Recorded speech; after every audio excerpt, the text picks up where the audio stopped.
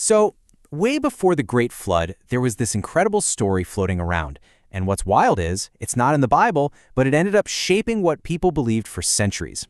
We're talking about the story of the Watchers, these celestial guardians from the Book of Enoch, whose little rebellion, well, it unleashed absolute chaos on the world.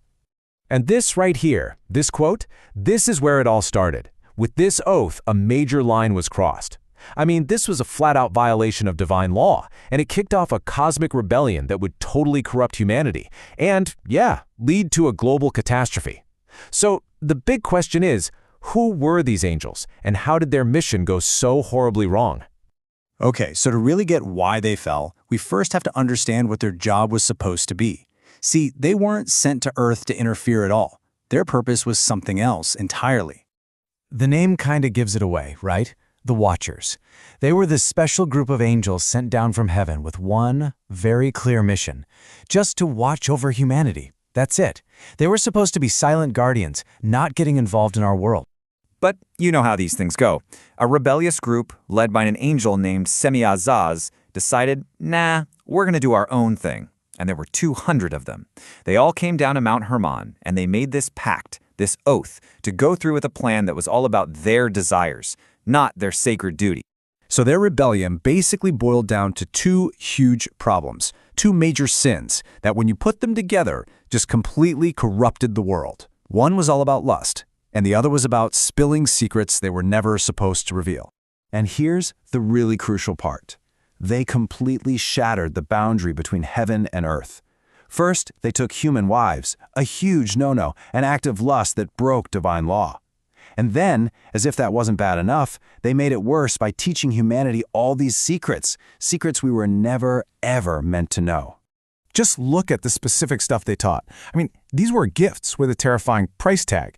You had the angel Azazel teaching humanity how to work with metal, how to make swords, knives, shields. This didn't just create tools. It basically introduced organized warfare to a world that had never seen it before. He also taught cosmetology, makeup, beautifying eyelids, which the text says led straight to vanity and pride. And then others came along and revealed the secrets of sorcery, astrology, herbalism. And these weren't seen as science, you know. They were seen as the building blocks for witchcraft and turning away from God. And that first sin, the whole angels and humans thing, it had a monstrous consequence. Literally, it gave birth to this hybrid race called the Nephilim. And we're not just talking about tall people here. These were giants, beings of incredible size with an even more incredible destructive appetite. So the Nephilim basically unleashed a reign of terror on the earth. Their hunger could not be satisfied. Once they ate through all of humanity's resources, they started eating humans. The ancient texts paint this really grim picture of a world just spiraling into chaos, with these giants turning on animals and, in the end, even on each other, in this insane frenzy of bloodshed and cannibalism. And this comparison right here, this really gets to the heart of the problem. Because you see, not all knowledge from the heavens was forbidden. You had archangels like Uriel, who revealed the science of creation to Enoch. You know, things like the cycles of the sun and moon. That was authorized knowledge, stuff from God that was meant to bring humanity closer to him. But the Watchers' knowledge, that was completely unauthorized. It was part of a rebellion, and it led directly to unrighteousness, violence, and just total chaos. Well, a mess this big couldn't just be ignored. The cries of humanity eventually reached the heavens, and a divine judgment was set in motion. And it wasn't just for the Watchers, but for the entire world they had managed to corrupt. So according to this story, the Great Flood, Noah's flood, wasn't just about punishing humans for being sinful. It was a full-on planetary cleansing. It was seen as the only possible way to wipe the earth clean of the Watchers' corruption and their giant offspring, to basically hit the reset button on the whole world. And what about the Watchers themselves? Oh, their punishment was severe and, well, eternal. Let's break it down. First, in a kind of twisted, poetic justice, they were forced to watch their own Nephilim children kill one another. Then the archangels like Raphael were sent down to capture them and bind them. And finally, they were cast into this dark, desolate prison, a part of the underworld called Tartarus, chained to jagged rocks. And that's where they'll stay, waiting for the final day of judgment, when they'll be thrown into a lake of fire for good. But here's the thing. The story doesn't just end with the flood. The legacy of the Watchers was profound. It actually provided an origin story for demons and shaped how ancient people thought about the very nature of evil for centuries to come. You know, this story was actually incredibly popular for hundreds of years. It was written down around 300 BCE.